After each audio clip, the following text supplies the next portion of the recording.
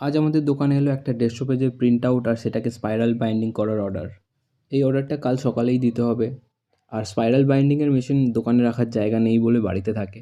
তাই জন্য আমি ফার্স্টে রেডি হয়ে বেরিয়ে গেলাম দোকানের দিকে, যাতে প্রিন্ট আউটটা করে আনতে পারি। দোকানে গিয়ে দেখি বাবা অলরেডি প্রিন্ট আউটটা শুরু করেছে। আর আমাদের দোকানে দুটো প্রিন্টার মেশিন আছে সেম ইপসনের। তো আমি আর একটা মেশিনে হাফ প্রিন্ট আউট বসিয়ে দিলাম যাতে তাড়াতাড়ি হয়ে যায়। আমাদের দোকানে জায়গা কম থাকার জন্য আমরা লেজার জেট প্রিন্টার ইউজ করতে পারি না, বাট আজ অবধি আমার প্রয়োজনও হয়নি। ইঙ্ক ট্যাঙ্ক প্রিন্টারেই আমার কাজ হয়ে যায়। একদিনে 500-600 পেজও প্রিন্ট আউট আমি এই মেশিন থেকে বার করেছি। আমার কোনো প্রবলেম হয় না। আর এই ইঙ্ক ট্যাঙ্ক প্রিন্টারে একটা সুবিধা কী হয়, আমাদের ব্ল্যাক অ্যান্ড হোয়াইট প্রিন্ট আর কালার প্রিন্ট দুটোরই কাজ হয়ে যায়, কারণ এখন প্রজেক্টের পারপাসে অনেক কালার প্রিন্টও করতে হয়। তো একই মেশিনে দুটো কাজই হয়ে যায়। তো প্রিন্ট আউট আমার কমপ্লিট হয়ে গেছে করা।